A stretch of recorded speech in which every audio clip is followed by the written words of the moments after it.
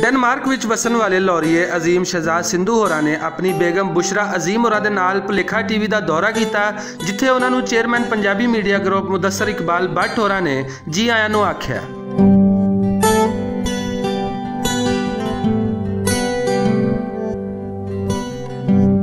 इस मौके ते अजीम शहजाद सिंधू होरां दा कहना सी कि वज़ीर आज़म इमरान खान होरी बिल्कुल सच आखदे ने कि ओवरसीज़ पाकिस्तानी भी पाकिस्तान की सियासत तो पूरी तरह बाखबर रहिंदे ने ते हर वेले अपने देश की खिदमत करन लई पूरी तरह तैयार रहिंदे ने। मैं सोचना कि अगर ते थोड़ी बहुत कोई चेंजिंग आएगी तो यह बंदा थोड़ा कुछ बैलेंस लैके आएगा ओवरसीज़ पाकिस्तानियों दे विच। और मैं खुद अपनी फैमिली दे नाल इत्थे बहुत ज़्यादा सपोर्ट करने इस चीज़ नूं, और मैं समझना कि यह चीज़ मतलब कि कर सकने असीं। अजीम शहजाद सिंधू होरां दा यह भी आखना सी कि मुल्कों बाहर रह के लाहौर की बड़ी याद आती है। इस लई डेनमार्क विच हर त्यौहार ते सारे रिश्तेदार इकट्ठे होकर छोटा जिहा लाहौर बना लैंदे आ, जिस वास्ते उन्होंने ढोल बजाना भी सीख लिया है। मैं अपने कल्चर नूं और अपनी जिहड़ी साडी बेसिक जिस माँ बाप ने सानू जिथों लैके गए ने उस मिट्टी नूं उस मुआशरे नूं मैं बहुत मिस करना, उस सोसाइटी नूं बहुत मिस करना।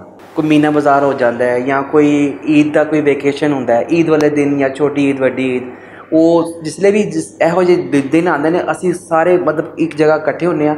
एक शादी हॉल होंदा है या कोई वड्डी कोई जगह कोई टेंट वगैरह लगा के असीं इकट्ठे मतलब अपना ना गैदरिंग कर लैंदे आ, असीं छोटा लाहौर बना लैंदे आ उत्थे। ईवन कि मैं उत्थे रह के ढोल बजाना सीखिया होया है। इस मौके ते बुशरा अजीम होरां दा आखना सी कि ओवरसीज़ पाकिस्तानियां नूं पाकिस्तान तो बाहर अपनी रहतल ते खानदानी निज़ाम के हवाले नाल बड़े मसाइल पेश आते हैं। काफ़ी गैप्स होंदे ने क्योंकि एक दूसरे दी जान पहचान उस तरह नहीं होंदी, पेरेंट्स दी होंदी पर औलाद दी नहीं होंदी। तो वो चीज़ां जिहड़ियां ने वो फिर वो सेम नहीं रहिंदा ना, सारा कुछ वो बदल जाता है इन्ने अरसे बाद।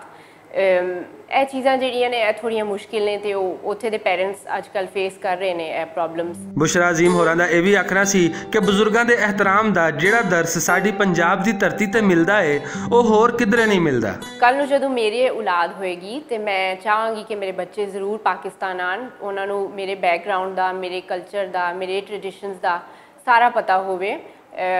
ਉਹਨਾਂ ਨੂੰ ਜ਼ੁਬਾਨ ਸਿੱਖਣੀ ਚਾਹੀਦੀ ਹੈ। ਮੈਂ ਚਾਹਾਂਗੀ ਕਿ ਉਹਨਾਂ ਨੂੰ ਆਪਣੇ ਮਾਂ ਬਾਪ ਦੀ ਰਿਸਪੈਕਟ ਉਸੇ ਤਰ੍ਹਾਂ ਕਰਨ ਜਿਸ ਤਰ੍ਹਾਂ ਇੱਥੇ ਬੱਚਿਆਂ ਨੂੰ ਸਿਖਾਇਆ ਜਾਂਦਾ ਹੈ।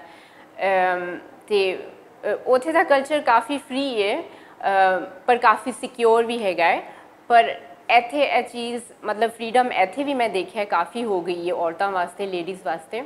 ਪਰ ਉਹ ਜਿਹੜੀ ਬੇਸਿਕ ਜਿਹੜੀ ਇੱਥੇ ਮਿਲਦੀ ਹੈ ਨਾ ਇੱਕ ਬੱਚੇ ਨੂੰ ਪਰਵਰਿਸ਼ ਵਿੱਚ, ਉਹ ਚੀਜ਼ ਕਿ ਤੁਸੀਂ ਰਿਸਪੈਕਟ ਕਰਨੀ ਹੈ, ਉਹ ਚੀਜ਼ ਉੱਥੇ ਜ਼ਰਾ ਕਮ ਹੈ। अजीम शहजाद सिंधू ते बुशरा अजीम होरां ने पंजाबी मीडिया ग्रुप ते भुलेखा टीवी वालों पंजाब के कल्चर के फरोग लई कीतियां जाण वालियां काविशां नूं भी सलाहिया ते इस यकीन का इजहार भी किया कि मुदस्सर इकबाल भट्ट होरां दी सरबराही विच पंजाबी जुबान ते पंजाबी कल्चर ना सिर्फ पूरे पाकिस्तान बल्कि ओवरसीज़ पाकिस्तानियों विच भी अपना गुआचिया होया मुकाम जरूर हासिल करेगा।